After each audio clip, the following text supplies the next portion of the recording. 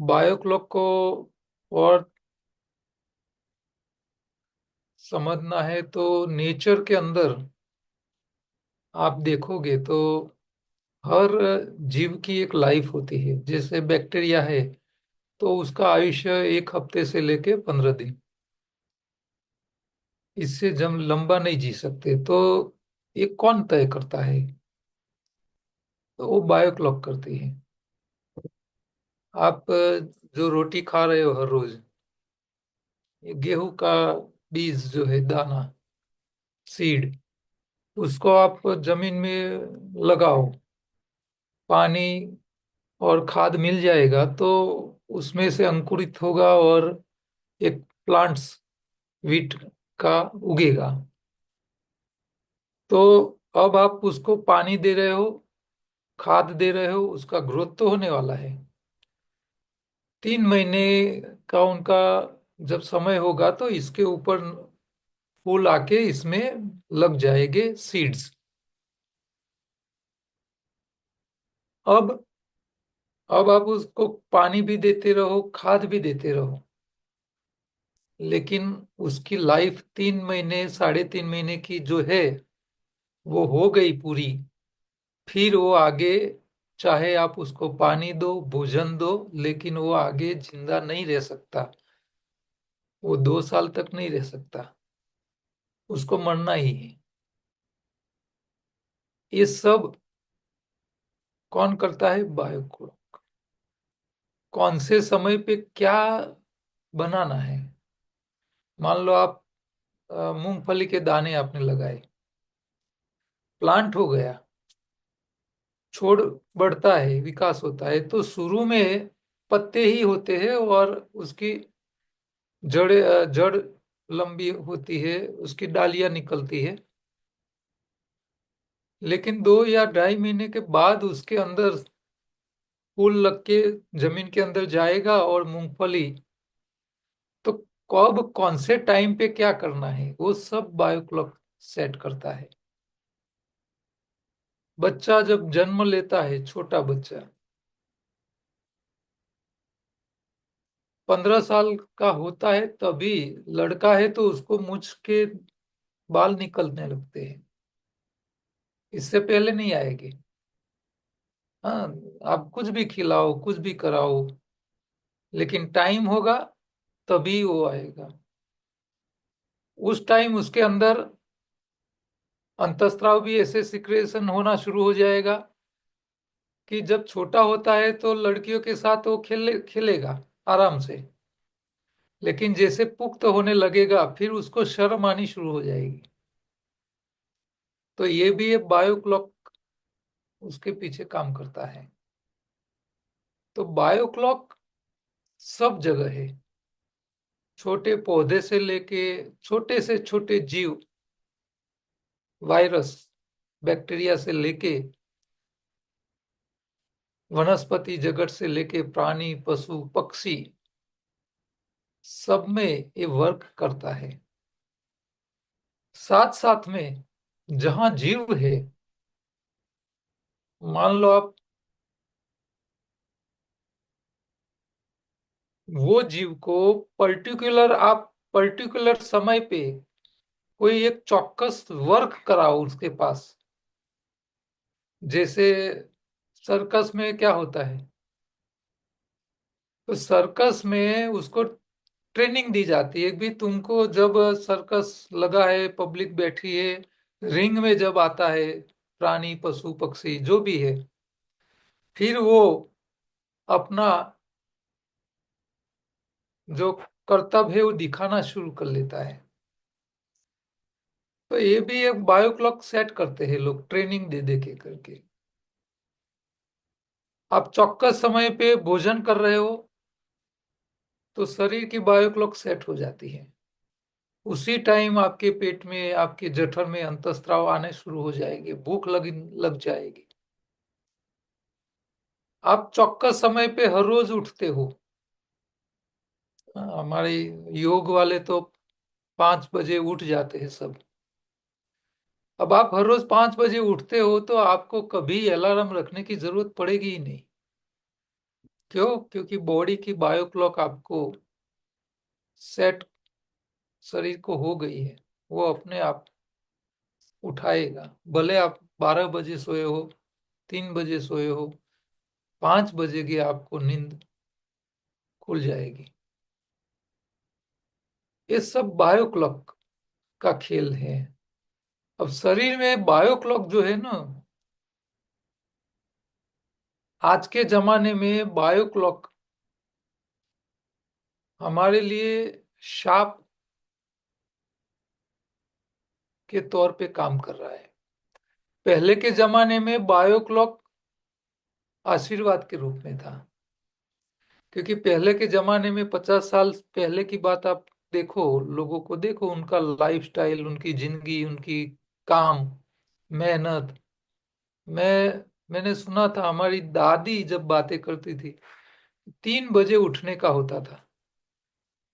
उठ के सबसे पहले जो स्त्रियां होती थी वो उसको पानी इकट्ठा करने का, बलोना करने का, जो दूध का जो छाछ बनाने का, मक्खन निकालने का, ये सब, आटा जो चक्की थी, आटा चक्की, उसको आटा बनाने का,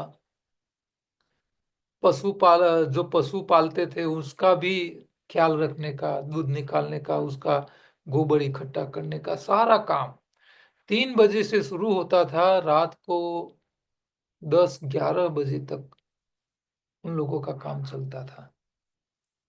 हार्डली 5 घंटे भी वो लोग सो नहीं पाते थे उस टाइम। ये जमाना था ऐसा, इतनी मेहनत थी। तो उस टाइम जो जो समय के हिसाब से उनको भोजन लेने का था, तो उस टाइम वो भोजन बायो क्लॉक के हिसाब से भूख लग जाती, भोजन कर लेते।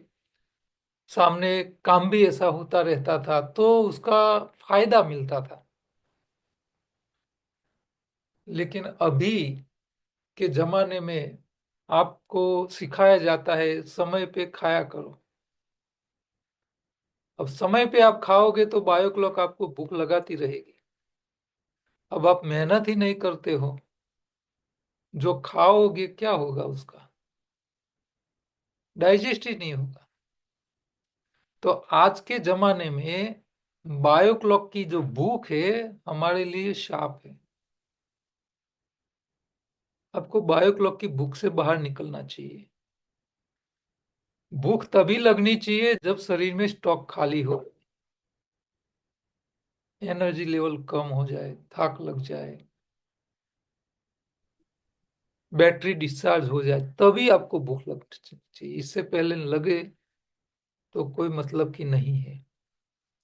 तो बायो क्लॉक को आगे समझने के लिए दूसरे भी मेरे बुक में जो एग्जाम्पल है, मैं उसको शेयर करता हूँ साथ में। तो उसके ऊपर भी हम बात करते रहेंगे। यहाँ एक चित्र आपको दिख रहा है, बांस का है। बांस एक ऐसा पौधा है कि उसकी जो गांठ होती है, उसको आप कटिंग करके कहीं जमीन पे लगा दो तो इसमें से पौधा उग जाता है, प्लांट तैयार हो जाता है। उसके लिए आपको सीड नहीं चाहिए। अब आपके पास कोई बड़ा बांस है, आप इसमें से हर साल थोड़े थोड़े काट के, उसकी जो गांठ होती है उसमें से आप नए नए पौधे उगा रहे हो। अब मान लो आपने 2 साल पहले किसी प्लांट को लगाया था तो वो थोड़ा बड़ा हो गया होगा। 5 साल पहले लगाया होगा तो ये और डबल हाइट का होगा। अच्छा, पिछली साल आपने लगाया होगा तो एकदम छोटा होगा। तो आपने जो जो जितने समय पहले आपने प्लांट लगाया है उसके हिसाब से उसका ग्रोथ हुआ होगा। हाँ, जो ज्यादा सालों से है तो इसमें से नए नए बांस भी निकले होंगे। और जैसे वर्ड जो होता है ना, क्या बोलते हैं उसको हिंदी में, वडवाई उसकी होती है, फिर उसके नए नए थड़ बनते हैं। आपको फिर ओरिजिनल उसका थड़ कौन सा था पता नहीं चलता है, इतना बड़ा हो जाता है।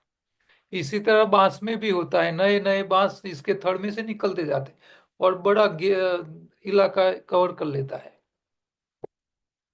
अब इसमें बायो क्लॉक क्या काम करती है, तो बांस जो होता है इसमें भगवान ने एक बायो क्लॉक ऐसी सेट करके रखी है कि 12 साल में एक बार जितने भी बांस के प्लांट छोड़ है, पेड़ पौधे हैं या उसके प्लांट है, जहां जहां सब में एक ही साथ एक ही साल में फूल लगते हैं।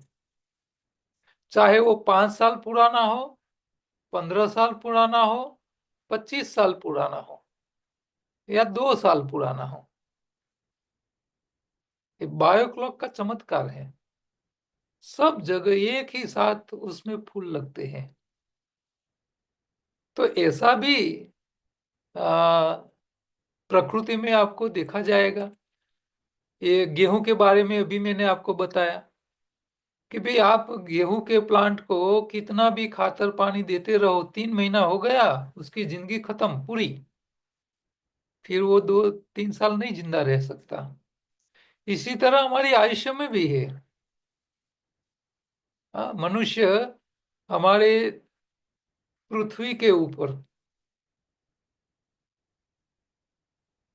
विषुववृत्त के ऊपर जो देश है, जहां साल में हर रोज 365 दिन बारिश होती है। एक भी दिन ऐसा नहीं होता है बारिश के बिना का। तो वहां घने जंगल भी है।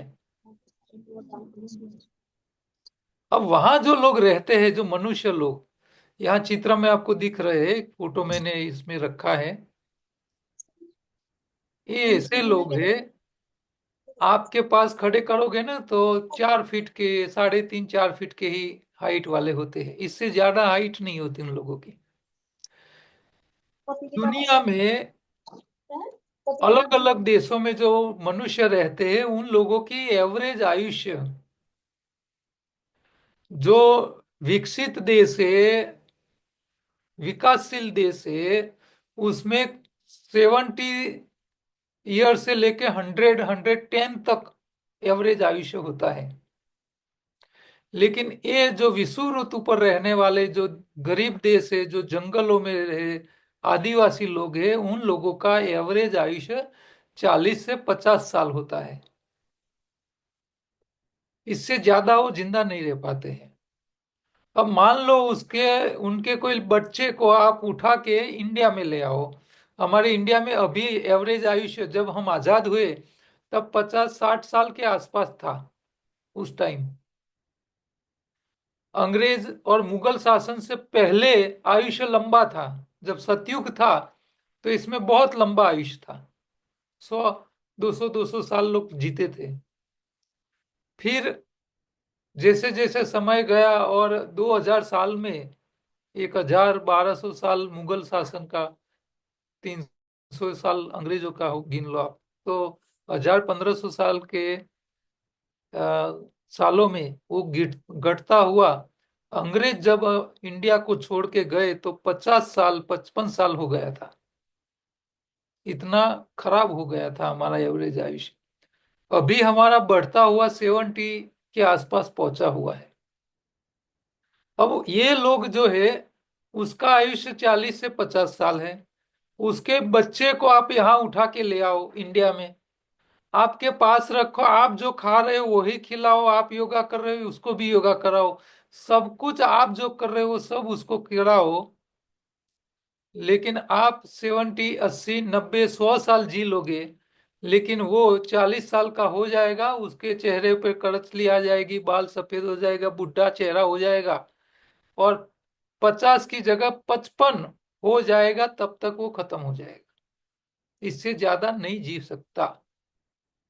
आपके एटमॉस्फेयर में वो रहेगा, वो नए बच्चे पैदा करेगा, तो उनको नया एटमॉस्फेयर मिलेगा, उनके बच्चे के आयुष्य में 2-4 साल का बढ़ावा हो सकता है। लेकिन वो 80 साल नहीं जी सकते। उनके बच्चे तीसरी पीढ़ी वाले जो रहेंगे यहाँ, उनके बच्चे में 2-4-5 साल का बढ़ावा मिलेगा। ऐसे करते करते कई पीढ़ियों के बाद वो 80 तक पहुंचेंगे। लेकिन जो 80 वाले हैं वो 100 साल तक पहुंच जाएंगे।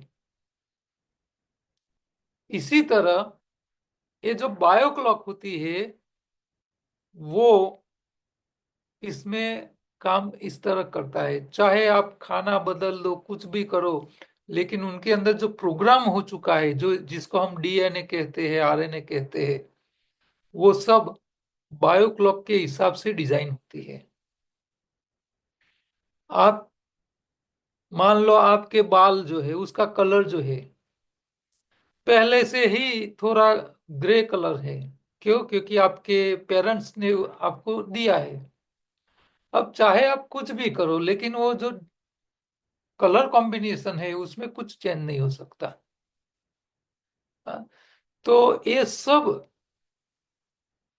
कुदरत के तौर तरीके से चलता है, इसमें हम चेंजेस नहीं कर सकते। अच्छा, कुदरत क्या काम करती है और बायोक्लॉक कैसे काम करता है, यहाँ आपको एक चित्र दिखाई दे रहा है। ये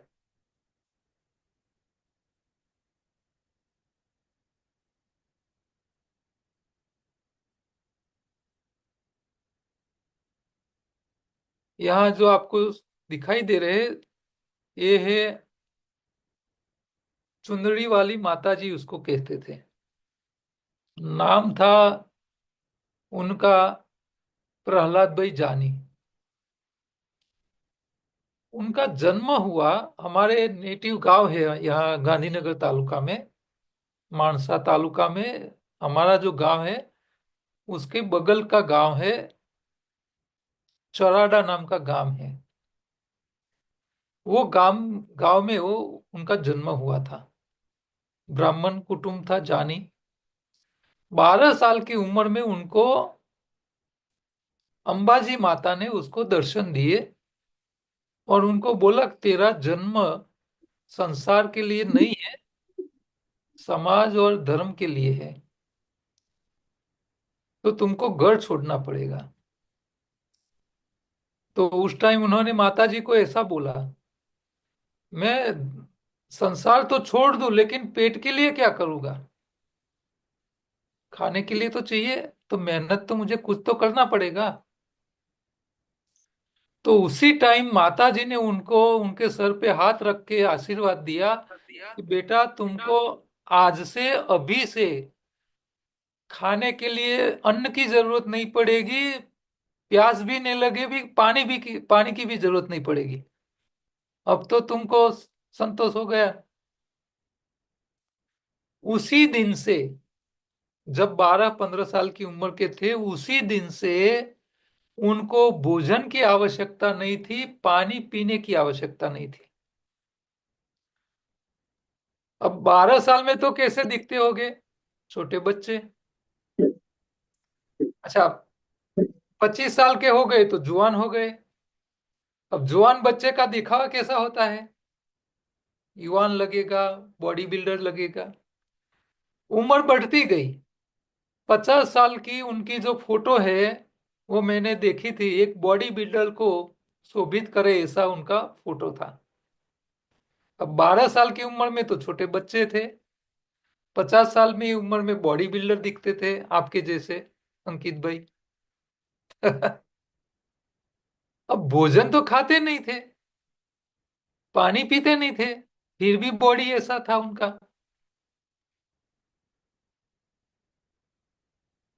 कैसे हो रहा था? अच्छा, बच्चे थे तब मूछें नहीं थी, दाढ़ी नहीं थी। उम्र बढ़ती गई, बाल आ गए, मूछ आ गई, दाढ़ी आ गई। अच्छा, 60 साल के हो गए, फिर जो बॉडी बिल्डर दिख रहे थे वो वीक शुरू हो गई, बॉडी करचली हो गई, मुंह पे बुढ़ापा दिखने लगा। वो 95 साल जिए। लास्ट में तो दुबले पतले एकदम, भोजन लेते नहीं थे, पानी भी नहीं पीते थे। 12 साल की उम्र से 95 तक पहुंचे, 80 साल वो जिए बिना पानी बिना भोजन। अंबाजी आप कभी जाओ तो अंबाजी से आगे गब्बर है। गब्बर का जो बस स्टैंड है, जहां पार्किंग है, वहीं से आगे आप रोड पे जाओगे और जैसे स्लोप नीचे की ओर जाता है, राइट साइड पे ये चुंदली वाली माता जी का आश्रम है। कभी जाने का मौका मिल जाए अंबाजी में तो उनके आश्रम का दर्शन करने जाना एक बार। उनके पूरे जीवन के बारे में पुस्तकें भी है वहाँ अवेलेबल। उनकी समाधि भी वहीं लगी हुई है। उनके ऊपर डॉक्टरों ने प्रयोग किया था। अहमदाबाद के डॉक्टरों ने उनको अपनी हॉस्पिटल में रख के बिना भोजन बिना पानी रखा था और चेक किया था कि कैसे रहते हैं। अब बायो क्लॉक यहाँ काम क्या करती है देखो। बच्चे थे तो युवा दिखते थे, दाढ़ी मूछ नहीं थे।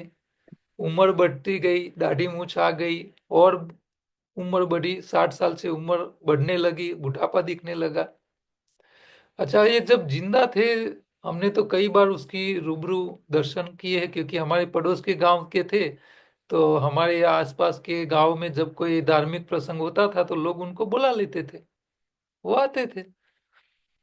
तो हमने कई बार दर्शन किए। वो अपने भाषण में ऐसा बोलते हैं कि मैं 500 साल जिंदा रहने वाला हूँ।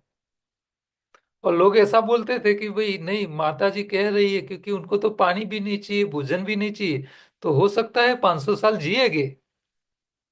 लेकिन मुझे उस टाइम शक था। मुझे मेरे मन में ऐसा था, नहीं, ये जब 500 साल जिंदा रहना था तो उनके शरीर पे बुढ़ापा आना नहीं चाहिए। लेकिन बुढ़ापा आया है, कुदरत उसका काम कर रही है। उसका मतलब एक दिन ऐसा आएगा उसको अपना देश छोड़ना पड़ेगा। ये मैं, जो भी कोई सवाल करता था तो मैं तो मेरा मेरा अपना अंदर से जो आवाज आता था वो बोलता था। लोग मेरी बात पे भरोसा भी नहीं करते, नहीं यार तुम गलत कह रहे हो। इतने चमत्कारिक जो पानी भी नहीं पीते हैं, भोजन भी नहीं करते हैं, और जिंदा है, जिसके ऊपर माता जी की कृपा हो, वो गलत तो नहीं बोलते होगे ना। मैं वो बोलता है कि गलत तो बोलने नहीं चाहिए, जिंदा रहने चाहिए। और जिंदा रहेंगे तो अच्छा है हमारे धर्म के लिए, सनातन धर्म के लिए। 500 साल जिएगे तो चमत्कार ही होगा। लेकिन उनके शरीर के ऊपर जो सिम्टम्स दिख रहे थे, सिग्नल्स जो दिख रहे थे, वो देख के मैंने सोचा था कि भाई कुदरत उसका काम करती रहेगी, वो मौका नहीं देगी। 95 साल की उम्र में उनको अपना देश छोड़ना पड़ा। ये बायो क्लॉक, हाँ, एक अपना काम करके ही छोड़ती है।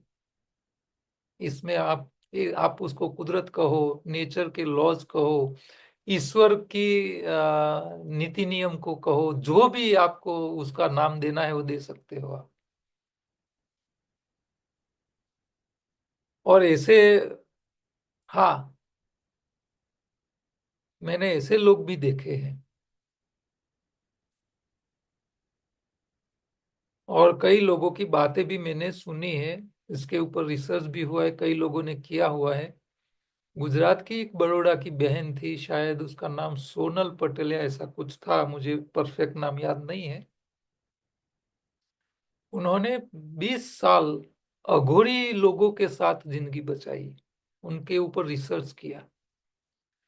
शिवरात्रि के दिन जब जूनागढ़ में जो लोग आते हैं, जो साधु संत इतनी संख्या में आते हैं, कहाँ से आते हैं किसी को पता नहीं है।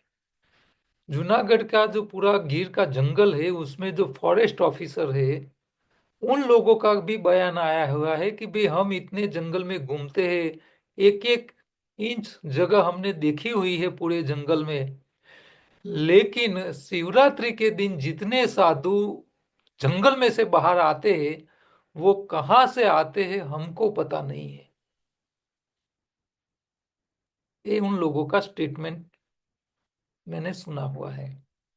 तो ये जो बहन थी, उन्होंने ये अघोरी लोगों के साथ उनकी अंदर की दुनिया कैसी है वो ढूंढने का प्रयास किया था उन्होंने। तो उन्होंने एक बात बताई थी कि सबसे ज्यादा उम्र वाले 300 साल वाले साधु उनको मिले थे। 300 साल। तो ये 300 साल उम्र शरीर के साथ कैसे टिक पा सकता है? तो उसका रास्ता योग शास्त्र बताता है कि जो व्यक्ति श्वास को रोक सकता है, जब आप श्वास लेते हो रहते हो तो ऑक्सीजन शरीर में जाता है, एनर्जी बर्न होती रहती है। अब जितनी एनर्जी बर्न होती जाएगी उतनी आपकी आयुष्य कम होती जाती है। लेकिन जो व्यक्ति अपने श्वास को रोक सकता है, रोकना मतलब मर जाना नहीं है, रोकना है। प्राण लेना भी नहीं है, एनर्जी बर्न भी नहीं करनी है, उनकी बायो क्लॉक रुक जाती है। श्वासोश्वास को जो कम कर लेता है, धीमा करता है, उतना उसका आयुष्य लंबा होने शुरू हो जाता है। इससे आगे जो लोग श्वास को रोक के उसी टाइम मेडिटेशन में जाके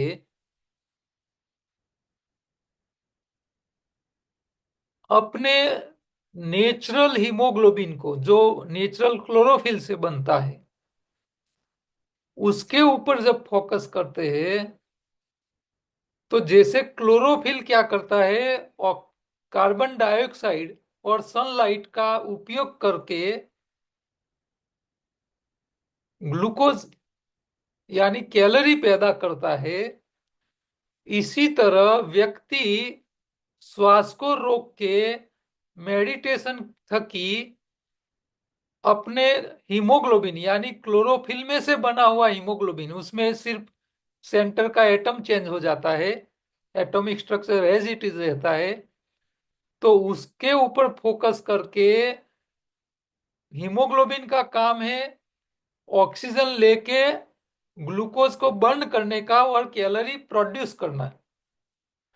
वो एक डायरेक्शन हो गया क्लॉकवाइज, काम की गति, उसका वर्क जो है क्लॉकवाइज हो गया कि भी ऑक्सीजन लिया, कार्बन डाइऑक्साइड को जलाया और एनर्जी क्रिएट की, शक्ति पैदा की।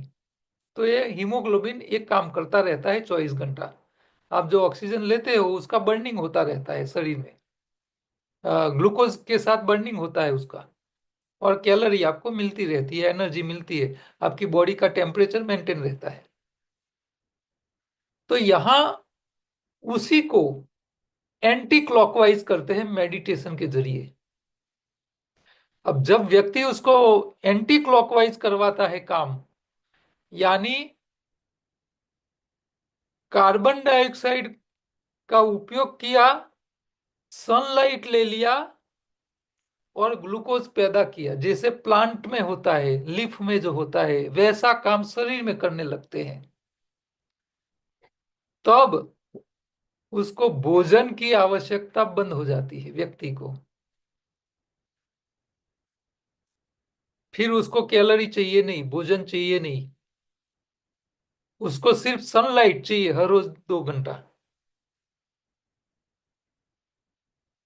और ये सक्सेसफुल प्रयोग हमारे एनडीए साधक ने किया है और हर साल करता है वो। नवरात्रि के 9 दिन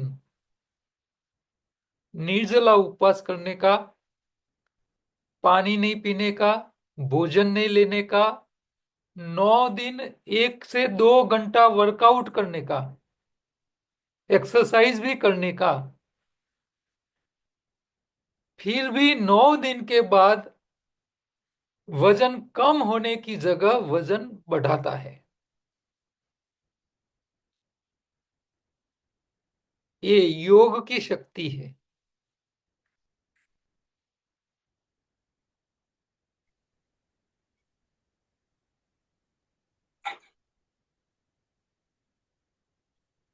ये योग की शक्ति है।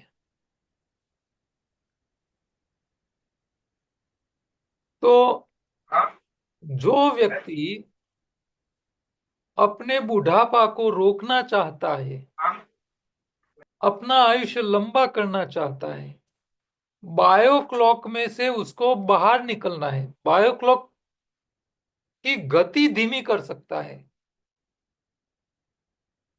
योगी लोग होते हैं, तपस्वी लोग होते हैं, साधना करने वाले लोग होते हैं, ये भी कर सकते हैं, अपना आयुष्य लंबा कर सकते हैं।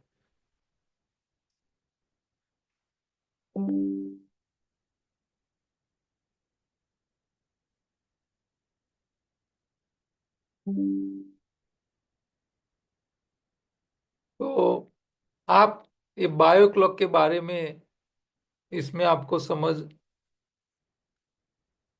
आया होगा कि भाई आप मन की ताकत से, मेडिटेशन की ताकत से, और ये काम शाकाहारी मनुष्य ही कर सकता है, क्योंकि हमारा शरीर जो है वो नॉन वेजिटेरियन नहीं है, वनस्पति नहीं है, बीज का है। वनस्पति के अंदर जो क्लोरोफिल जो काम कर सकता है, वो ही शरीर में आने के बाद हीमोग्लोबिन बनता है। और वो हीमोग्लोबिन जो होता है, वो मेडिटेशन के जरिए आप उसको क्लोरोफिल की तरह काम करवा सकते हो उसके पास। तब मनुष्य को भोजन की आवश्यकता नहीं रहती, पानी की आवश्यकता नहीं रहती है। और अपने आयुष्य को तो ऐसा काम करने वाले व्यक्ति निखिल भाई महेश्वरी करके है, अपने गुजरात में है।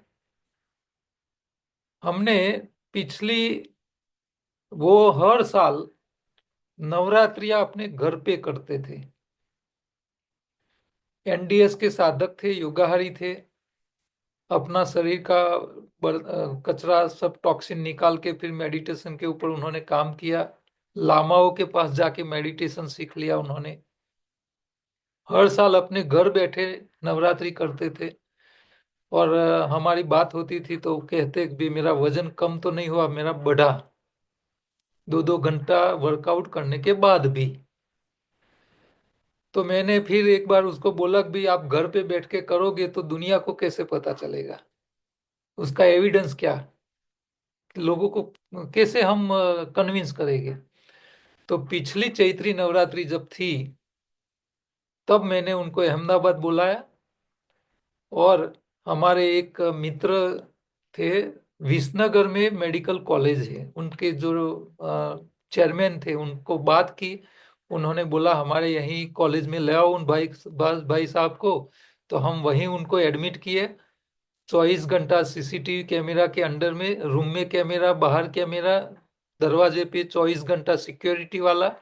सुबह शाम डॉक्टर आके उसका बॉडी चेकअप करे, यूरिन ले ले, ब्लड चेकअप करे, सब कुछ रिपोर्ट होते रहे। 9 दिन उन्होंने डिमांड की थी डॉक्टर को कि भी मुझे कसरत भी करने की इजाजत दो, 2-2 घंटा। लेकिन डॉक्टर ने मना किया, क्योंकि तुमको कुछ हो जाएगा तो तुम्हारे फैमिली वाले को हम क्या जवाब देंगे। मैं उसकी छूट नहीं दे सकता, आप घर पे रह के करो, वो आपकी मर्जी, लेकिन हमारे रह के मैं नहीं करने दूंगा। तो उन्होंने वर्कआउट नहीं करवा दिया। 9 दिन भोजन नहीं, पानी नहीं दिया। 9 दिन एवरेज 500 ml से 700 ml यूरिन भी निकाला। और 9 दिन के बाद उनका 1 kg वजन बढ़ा। इसके पीछे का साइंस क्या हो सकता है, वो सवाल हमने, जब मीटिंग हो गई सब डॉक्टरों के साथ, तो हमने उन लोगों को पूछा, एलोपैथी वाले को, कि अब ये जो रिजल्ट हुआ वो आपकी नजर के सामने है, आपने उसको चेकअप किया है, ये क्यों हुआ, उसका जवाब आप दीजिए। लेकिन उनके पास जवाब नहीं मिला। उन्होंने बोला कि भाई हमारे पास इसका, साइंस के पास इसका कोई जवाब नहीं है। तब उनको हमने ये जो लॉजिक मैंने आपको बताया, उसके वो बात हमने बताई कि भाई इस तरह होता है। आप उसके ऊपर रिसर्च पेपर में ऐसे अनुमान लगा कि भाई ऐसा ऐसा हो सकता है, और ये होता है होगा, इसीलिए उसका वजन कम नहीं होता है, ऐसा आप एक पेपर पे, रिसर्च पेपर पे लिख के हमको एक रिपोर्ट बना के दो। उन लोगों ने रिपोर्ट भी नहीं बना के दिया। रिपोर्ट बना के देते तो उनके ऊपर पूरी एलोपैथी साइंस वाले उसके ऊपर बैठ जाते, उसकी जिंदगी हराम कर लेते। उन लोगों ने रिपोर्ट भी नहीं दी थी हमको। ये रियलिटी है।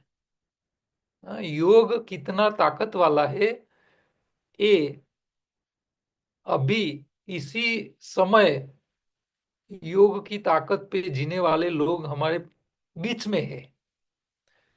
योग की बातें हम निकालते हैं तो सालों पहले की बात निकालते हैं, भी हजारों साल पहले ऐसा था, ऐसा था, ऐसा था। हाँ, ऐसा करते थे। लेकिन उस बात छोड़ो, अभी के ये कलयुग के जमाने में भी, अब ये तो मैंने आपको ये गुजरात वाले भाई की बात बताई। सबसे ज्यादा ताकत वाले योगी हिमालय में लामाओं है, बौद्ध धर्म वाले हैं।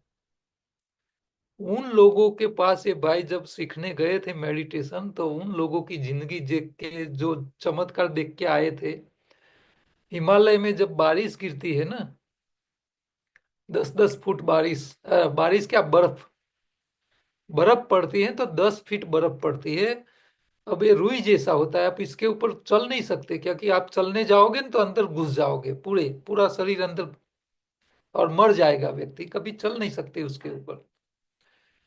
तो ये लामा हो, ऐसी जब बर्फबारी हो जाती है, तब मेडिटेशन से वो अपने शरीर को इतना हल्का कर देते हैं कि वो बर्फ के ऊपर चल सकते हैं, यानी पानी के ऊपर वो चल सके, इतने हल्के हो सकते हैं। अच्छा, जब बर्फ पड़ती है तो -25, -50 डिग्री टेम्परेचर होता है, माइनस। अब वो लोगों की परीक्षा जब होती है, ये जब इन लोगों में जो ये परीक्षाएं देते हैं वो लोग, ये मेडिटेशन सीखने के बाद, तो बर्फ की जो प्लेट होती है, पूरा पार्ट, उसके ऊपर उसको बैठना पड़ता है, और अपने शरीर में मेडिटेशन से इतनी हीट जनरेट करने की होती है कि वो पूरा बर्फ का जो प्लेट होता है उसको पिघाल देना होता है। वो खुद तो जम नहीं जाना चाहिए, लेकिन बर्फ को उसको पिघाल देना पड़ता है। वो अपनी पीठ के, अपनी पीछे की पीठ को इतनी गर्म कर सकते हैं कि आप उसके ऊपर कायदे से रोटी सेक सकते हो। इतनी एनर्जी वो लोग पैदा कर लेते हैं। इसके अलावा इनके गांव में रहने वाली जो पब्लिक होती है, उनके ओरा उनके ओरा को देख के, गांव का एक डॉक्टर होता है ऐसा, उन लोगों का, ये डॉक्टर का काम क्या है कि हर रोज गांव के सब लोगों को देखते रहने का, उनके ओरा को देख के वो एडवांस में डिक्लेयर कर दे कि भी अगले हफ्ते तेरा ओरा ऐसा दिखा रहा है कि इस हफ्ते में तुमको बीमारी जकड़ने वाली है। एडवांस में वो उसको चेक कर लेता था, और वो उसको एडवांस में ही उसके डाइट में चेंज करवा लेता, और उसको बीमारी से बचाने की जिम्मेदारी होती है डॉक्टर की, उसकी ओरा को देख के। और मान लो कोई व्यक्ति वो ओरा को पहचान ना पाए और बीमार हो जाए, तो दंड के रूप में वो डॉक्टर को वो गांव से तड़ी पार किया जाता है। इतने भयंकर कानून उन लोगों के हैं आज भी, इतने कलयुग के जमाने में। आप सोचो कि भाई व्यक्ति अगले हफ्ते बीमार होने वाला है, उसका प्रिडिक्शन अभी कर लेते थे। ये सब, ये भाई साहब जो है ना, जो निखिल भाई महेश्वरी, ये सब अनुभव करके वहां देख के आए हुए हैं। उन लोगों की जिंदगी देखो तो, उनकी बातें सुन के ऐसा लगता है हमको कि हमारी जिंदगी में तो क्या है, कुछ नहीं है। हाँ, सरकार कितनी ये बड़ी बड़ी एम्स हॉस्पिटल बनाए, कितने बड़े बड़े डॉक्टर बना के रख दे, उनके आगे कुछ नहीं है। रियल साइंस उनके पास है। और वैसा ही रियल साइंस हमारे गिरनार में रहने वाले अवधूत जगत के सन्यासियों के पास भी है। अवधूत जगत के सन्यासिया शरीर को चेंज कर सकते हैं। हाँ, वो आप बोलो उनको भी, तुम अभी शरीर तुम्हारा मनुष्य का दिख रहा है, आप उसको लाइन में कन्वर्ट करो। लाइन में कन्वर्ट करने वाले अघोरी अवधूती जगत के संत, हिमालय हिमालय नहीं, गिरनार में है। लेकिन वो कभी अपने शोमैनशिप करते नहीं है। कभी लोगों को आप जाके बोलो तो नहीं बताएगा, लेकिन उनका जो परम भक्त होगा उनको ये बता सकते हैं। और ऐसे लोगों को भी मैं मिल चुका हूँ, जिन लोगों ने ऐसे चमत्कारिक संतों को अपना गुरु बनाया है। और उन लोगों के साथ वो लोग जिए हो। तो मनुष्य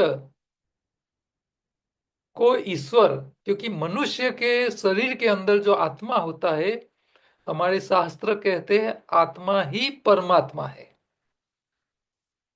तो आपके शरीर में जो आत्मा है वो परमात्मा ही है, लेकिन उसको जागृत करना पड़ता है, ट्रेनिंग देनी पड़ती है, एक्टिवेट करना पड़ता है, परमात्मा को एक्टिवेट करना पड़ता है। तब जाके आप सब कुछ कर सकते हो। हाँ।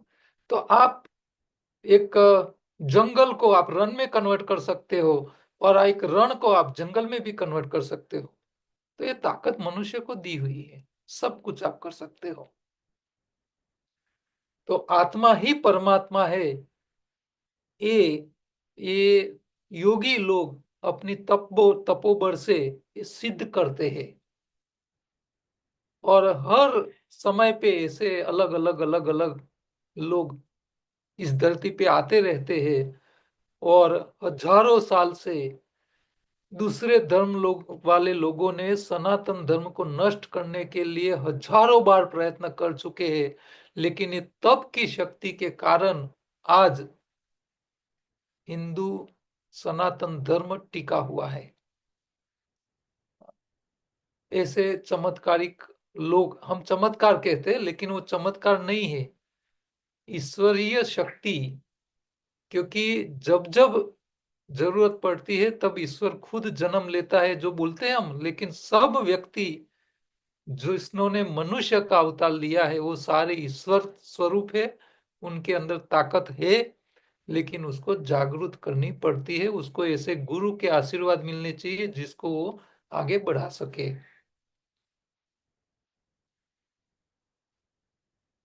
ऐसा दूसरा भी एक आपको एग्जाम्पल देना चाहूंगा, अभी बात निकली है तो। क्योंकि बातें पुस्तक में शायद सब नहीं लिखी होगी मैंने।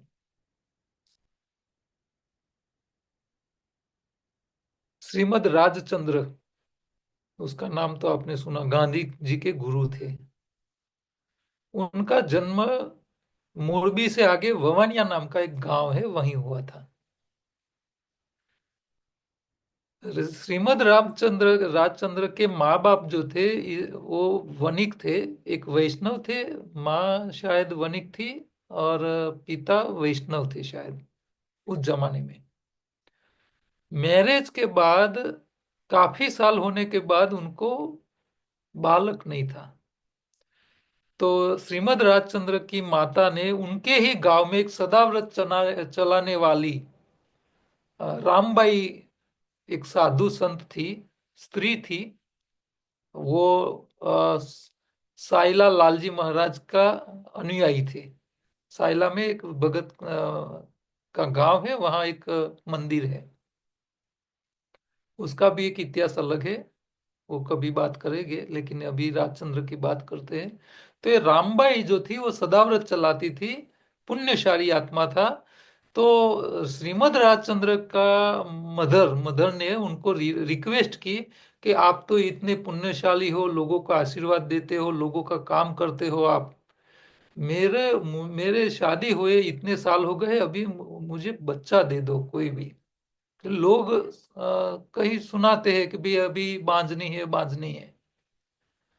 तो उस टाइम रामबाई ने उनको ऐसा बोला था कि भाई अभी तुमको 8 साल बाकी है, अभी बच्चा नहीं होगा तुमको।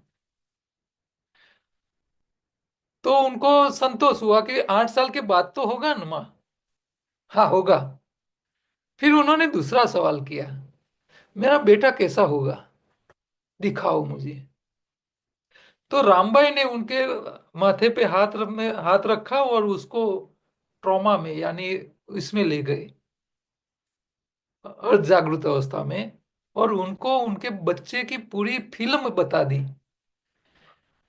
छोटा कैसा दिखेगा, फिर बड़ा होगा, क्या करेगा, कैसा दिखेगा, वो सब होते होते होते होते 30-32 साल की उम्र आई, 35 साल की उम्र आई, तब उसकी जो दिखावा था वो हड्डी, सुख लकड़ी, एकदम हाड़ पिंजर जैसे दिखने लगा। तो वो उनकी माँ जो थी एकदम जागृत में आ गई। अरे माँ, मेरा बेटा तो 32-35 की उम्र में सूख गया है, हाड़ पिंजर दिख रहा है। तो उन्होंने, रामबाई ने उसी टाइम बोला, तेरा बेटा उसी समय अपना देह को त्याग कर लेगा।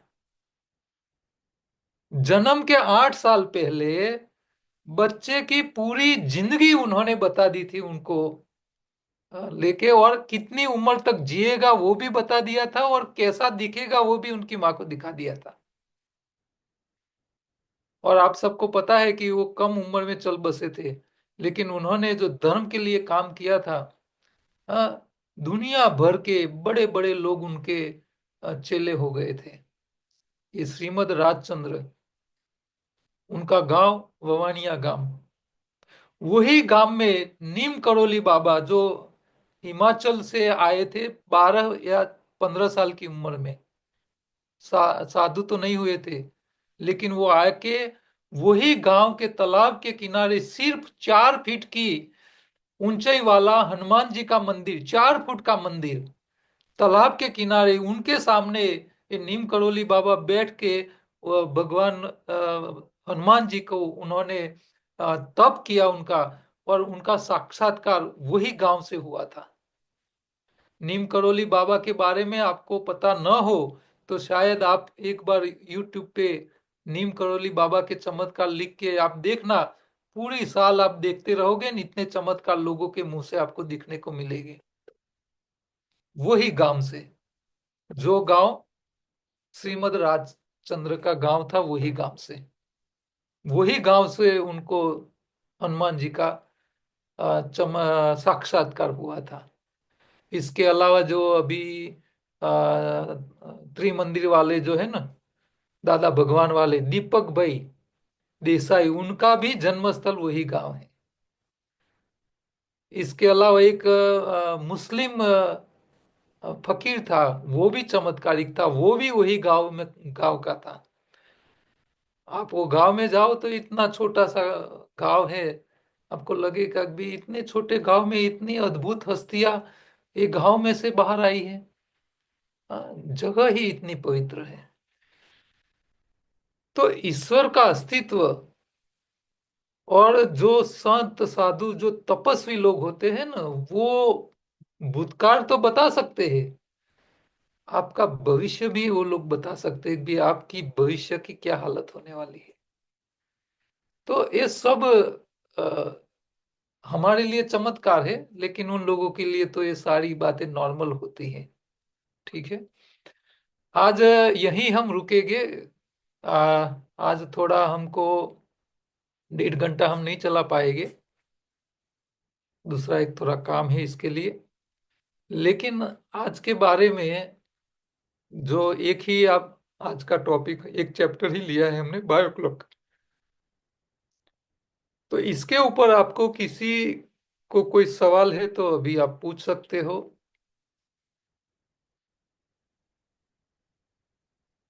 क्या लगा आज की बातों में आपको? अपने आप को अनम्यूट करके बोल सकते हो।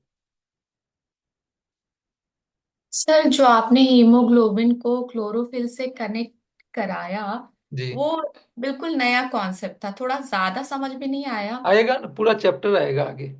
यस सर, तो आगे अभी थोड़ा और डिटेलिंग होगी शायद हाँ, तब डिटेल में तब। आएगा वो सब। ये तो हम्म। क्या है कि ये बायोक्लॉक के हिसाब से जो बातें थी इसमें, टॉपिक के अलावा की थोड़ी, क्योंकि मैं आपको ये बताना चाहता था कि मनुष्य ही एक ऐसा प्राणी है, वो चाहे मन में जो तय करता है कि मुझे ये करना है, तो वो बायो क्लॉक को भी डिफर कर सकता है, उसकी स्पीड को कंट्रोल कर सकता है, और उसका जो आयुष्य का जो होता है फिक्स टाइमिंग, उसको भी चेंज कर सकता है।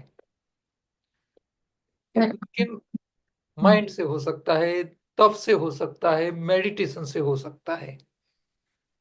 और इसीलिए मनुष्य के शरीर में रहता जो आत्मा है, क्योंकि दूसरे प्राणियों की आत्मा उसमें भी है, लेकिन उसको परमात्मा का लेवल नहीं दिया गया है। मनुष्य के आत्मा को परमात्मा का लेवल दिया है।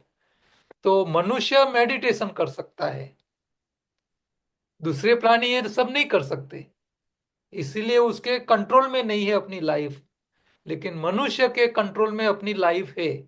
आप आपकी जो रेखा है उसको चेंज कर सकते हो। हाँ, ये आपके हाथ में है। तो ईश्वर क्या कहता है, आप कर्म कीजिए। आप जैसा कर्म करोगे वैसे ही आपकी फ्यूचर आप बदल सकते हो। आपका नया जन्म भी आप चेंज कर सकते हो। चाहो तो आप नया जन्म लेने से रुक भी सकते हो, मोक्ष भी पा सकते हो। सब आपके हाथ में है। लेकिन आज की घड़ी तक आपने जो कर्म किए हैं उसके हिसाब से आपका भविष्य तय हो चुका है। लेकिन वही भविष्य को चेंज करने का आपके हाथ में है, ईश्वर के हाथ में नहीं है। ये आपके कर्म के ऊपर डिपेंड करता है। तो ये समझने की बात थी। Yes sir, thank you. ये बात आपने बहुत अच्छी बताई, इससे ना कनेक्शन और स्ट्रांग हो गया। सर मेरा एक क्वेश्चन और है। जैसे आप बता रहे थे अवधूत बाबा के, तो हम लोग यूट्यूब पे बहुत देखते हैं। तो अभी जो महाकुंभ इलाहाबाद में प्रयागराज में लगने वाला है, तो वहां पे जैसे आपने बताया ना, वो लुप्त होते हैं और प्रकट हो जाते हैं। तो क्या ऐसे लोगों से हम लोग भी मिल सकते हैं? ये आपके नसीब में होगा तो मिल सकते हो, क्योंकि उसके लिए वो लोग कैरेक्टरिस्टिक चेक करते हैं कि भाई आप लायक हो या नहीं हो। कर्म आपका भूतकाल, आपने जो भूतकाल में जो कर्म किए, आपकी आत्मा की जागृति कितनी है, आपका आत्मा कितना पवित्र है, उसके ऊपर ये सब डिपेंड रहता है। आपको और इससे ज्यादा आपको समझना है ना, तो आप श्री राम शर्मा जो गायत्री परिवार के स्थापक थे, उनकी हिमालय यात्रा के बड़े बड़े 4 वॉल्यूम है। उसको एक बार पढ़ लेना समय मिले तो, बहुत बड़े बड़े हैं। और दूसरा एक योगी की आत्म कथा, यस सर, ये तो पढ़े हैं। योगानंद परमहंस। Yes sir. हाँ, उसको भी आप पढ़ लीजिए, क्योंकि उन्होंने भी ऐसे जो योगी पुरुष, जो चमत्कारिक लोग, जिसको लोग चमत्कारिक कहते थे, उन लोगों के जीवन में कैसे कैसे हुआ उसके ऊपर जात खुद ही वहां जा जाके उनके सारी बातें उन्होंने अपनी पुस्तक में लिखी हुई है। तो एक अदृश्य जगत भी है जो हमको नहीं दिख रहा है, सूक्ष्म जगत है जो मानव देह के साथ नहीं होता है। जब आत्मा जब शरीर को छोड़ता है तो सूक्ष्म जगत में जाता है। तो सूक्ष्म जगत सबको नजर में नहीं आता है। हाँ, जिसके ऊपर अपने गुरु की, ईश्वर की कृपा होती है, वही सूक्ष्म जगत के साथ जुड़ सकते हैं और उनका फायदा भी ले सकते हैं, उनका आशीर्वाद भी ले सकते हैं। बाबा रामदेव मैं जानता हूँ तब से, जब योग में आए तब उस टाइम वो ऐसा बोलते थे कि भूत जैसा कुछ नहीं होता है, सूक्ष्म जगत में कुछ नहीं है, आप पकड़ के मेरे सामने लाओ। उस टाइम ये ऐसे बोलते थे। लेकिन अभी पिछली साल अहमदाबाद में जब हमारे विश्व उमिया फाउंडेशन में आए थे, तो वहां उन्होंने बोला, एक पत्रकार ने सवाल किया, बाबा आप इतना काम कैसे कर पाते हो, एक मनुष्य के लिए अशक्य है सब। तो उन्होंने जवाब क्या दिया कि हमारे दादा परदादा या हमारे पुरखों ने जो कर्म किए होंगे और उन लोगों के आशीर्वाद से ये हम कर पा रहे हैं। यानी अभी उनका जवाब अलग आया कि भी सूक्ष्म जगत में रहे जो लोग हैं, हमारे गुरु लोग हैं, जो पुरखे हैं, जो भी है, उनका आशीर्वाद से ये हम कर रहे हैं। अपने हाथ से इतनी ताकत नहीं होती इतना काम करने का। लेकिन ऊपर के सूक्ष्म जगत की जब आपको शक्ति मिलती है, उनका आशीर्वाद मिलता है, उनका सपोर्ट मिलता है, तभी ये काम कर पाते हो।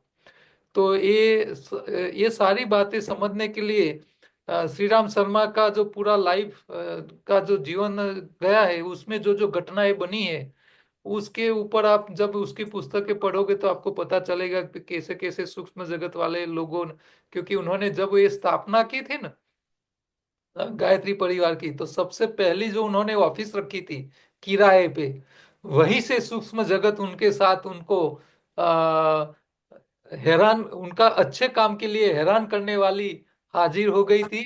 और जब वो 2 मंजिले का मकान था, तो नीचे जब किराए पे रहना शुरू किया, ऊपर भी वो उसका इस्तेमाल करने लगे, तो उसी टाइम वही मकान में रहने वाली जो भूत प्रेत वाली थे, उनको आके बोला कि भाई हमको अलग रहने दो, तुम तुम्हारे काम पे रखो, हमको हमारा काम करने दो। तो पहले दिन से उनको सूक्ष्म जगत के साथ उसका संपर्क हो चुका था, श्री राम शर्मा को। वो बातें भी उन्होंने अपनी पुस्तकों में लिखी हुई है। तो ये सब जो है ना, वो बहुत बड़ा उसके ऊपर चर्चा का विषय होता है। आपके ही घर के अंदर जो माँ बाप दादा दादी या जो मर चुके हैं, उन लोगों को भी जब संतोष नहीं होता है तो वो भी अपने घर के आसपास घूमते रहते हैं। कई बार वो लोग अपने ही फैमिली में वापिस जन्म लेने के लिए भी प्रयत्न करते रहते हैं। तो ये आपकी फैमिली के साथ जुड़े हुए लोगों को आत्मा अभी कहाँ है, तो वो भी आपके घर के अंदर जो नया बच्चा जन्म लेता है ना, तो उसकी कुंडली में वो उसका सिग्नल लेके आता है। तो कई लोग ऐसे होते हैं, कुंडली देख के पता चल जाता है ये शापित दोष वाला है या पितृ दोष वाला है। तो जब पितृ दोष वाला होता है तो उसके घर के अंदर जो जो लोग ऑलरेडी एक्सपायर्ड हो चुके हैं, उन लोगों का अभी मोक्ष नहीं हुआ होता है, तभी ये कुंडली में आता है। और जब उसके ऊपर जब विधि होती है नित्य धर्म नियम के हिसाब से, कर्मकांड के नियम के हिसाब से, तो ये हो जाने के बाद जब कई नए बच्चे जन्म लेते हैं ना, फिर वो दोष निकल जाता है। तो ये भी रियल है। और मैं तो इसीलिए बता सकता हूँ कि मेरे फादर ऐसा ही काम करते हैं, लोगों की कुंडली देख के, उनकी पितृ दोष है या शापित दोष है वो देख के उनको विधि विधान करवाते हैं, फिर उनकी समस्याओं सांसारिक समस्याओं से मुक्ति मिल जाती है ये कर्मकांड कर लेने से। और ऐसे करीब 3,000 फैमिली को मेरे फादर ने आ, बिना पैसा लिए लोगों के जीवन में शांति हो जाए इसके लिए सब काम किए हैं। मेरी तरह वो भी थोड़े रिसर्च वाले थे कि भी कुछ लोगों की जिंदगी में दुख है तो इसके पीछे कुछ तो आ, दुख 3 प्रकार के होते हैं, एक आदि, व्याधि और उपाधि। तो जो व्याधि होती है शारीरिक रोग है, उपाधि क्या है तो आप खुद जो क्रिएट करते हो, जरूरी नहीं था फिर भी आपने वो प्रॉब्लम अपने सिर पे ले लिया। जो आदि है वो आपके पूर्व जन्म के कर्म के हिसाब से होता है, और उसको चेंज करना बहुत मुश्किल होता है। वो आसानी से चेंज नहीं हो सकता, वो दुख आसानी से नहीं जा सकता। उसके लिए फिर नए कर्म करने पड़ते हैं अच्छे, तभी उसका लाभ मिलता है। इसके लिए आपको एक जन्म में हो सके कई साल लगे, कई ज्यादा जन्म भी उसके पीछे लग सकते हैं। तो आदि जो है वो भूतकाल के साथ जुड़ी हुई है, इसमें आप कुछ कर नहीं सकते। उसका एक लास्ट में 5 मिनट आपका लेता हूँ, थोड़ा मेरा भी टाइम जा रहा है। रियल घटना में कहता हूँ आपको, मेरे हमारा अहमदाबाद में सेंटर है, वहाँ भाई हमारे यहाँ है, झारखंड से यहाँ आए हैं, रायपुर, छत्तीसगढ़ से। उनका छोटा भाई था। वो छोटा भाई जब जन्म हुआ ना उसका, तो यहाँ कान के पीछे गुमड़ा यानी निशान लेके, और वहीं से पस निकलता रहता था, रसी जड़ निकलती रहती थी कान के पीछे से। अब बच्चा छोटा था, रसी आती रहती थी। उनकी मम्मी पापा डॉक्टर के पास ले जाके दवाई करवाते थे, लेकिन मिटता नहीं था, मिटता नहीं था। जब बच्चा 3-4 साल में तो बोलने लगता है, 2-3 साल के बाद जब बच्चा बोलना शुरू हुआ ना, फिर वो डॉक्टर के पास ले जाते थे। तो वो बच्चे ने क्या बोला उसकी माँ को कि तुम मेरे कान के पीछे जो है उसके लिए दवाई के लिए जाते हो डॉक्टर के पास। तो उनको उन्होंने मम्मी पापा ने बोला, हाँ बेटा ये तेरा मिटता नहीं है इसीलिए डॉक्टर के पास तेरी दवाई करवाने जाते हैं। तो उन्होंने उस टाइम क्या बोला कि ये मिटने वाला नहीं है, मेरे जन्म के साथ आया है, ये मेरे पिछले जन्म का निशान है। और पिछले जन्म में मैं कलकत्ता के काली माता के मंदिर का ट्रस्टी था, और मंदिर के पैसे लेके मैं बैंक में भरने जाता था। तब जो चोर लोग थे उन्होंने लूटने के लिए गोलीबार किया था, और गोली मेरे यहाँ कान पे लगी थी और मेरा मृत्यु हो गया था। इसका निशान है, वो लेके मैं जन्मा हूं। और आपके घर मेरे जो जितने साल बाकी रह गए थे वो काटने के लिए आया हूँ। या 12-15 साल ही मेरी जिंदगी रहेगी, और ये आप कितनी भी दवाई कराओ मिटने वाला नहीं है। और रियल में वो 12-15 साल की जब उसकी उम्र हुई 15 साल, तो एकदम नॉर्मल बच्चा, कोई शरीर में कोई बीमारी नहीं, कुछ भी नहीं। सिर्फ 2 दिन, हाँ, एक एक करके शरीर की सारी सिस्टम्स जितनी भी धीरे धीरे वीक होने लगी, और 2 दिन में अपना देह उन्होंने छोड़ दिया था। ये रियलिटी। हाँ, उसका भाई हमारे पास हमारे सेंटर पे रहता है। तो ये सब घटनाएं आप देख के आप ऐसे उसको नजरअंदाज नहीं कर सकते कि भी सूक्ष्म जगत नहीं है, पूर्व जन्म के कर्म आपको आगे फल नहीं देते हैं, ईश्वर का अस्तित्व नहीं है, मेडिटेशन जैसा कुछ नहीं होता है, उसका लाभ नहीं मिलता है। ये सब आप उसको मना नहीं कर सकते, क्योंकि हम ये लोग तो खाते हम सारे हमारे अनुभव के और पढ़ाई और सब देख के ये सब देखते हैं, और रियल में हमने लाभ लिया है। ठीक है। तो आज थोड़ा मुझे लेट हो रहा है इसीलिए हम उसको आगे नहीं बढ़ा सकेंगे। अगले सैटरडे को दोबारा मिलेंगे आगे के चैप्टर के साथ। आपके मन में कोई भी संशय हो, कभी कुछ हो, तो व्हाट्सएप करके या तो टाइम लेके फोन पे बात कर लेना, और नहीं तो अगले सेशन में आप क्वेश्चन आंसर में ले लेना। सबको धन्यवाद, नमस्कार। Thank you sir. हैं।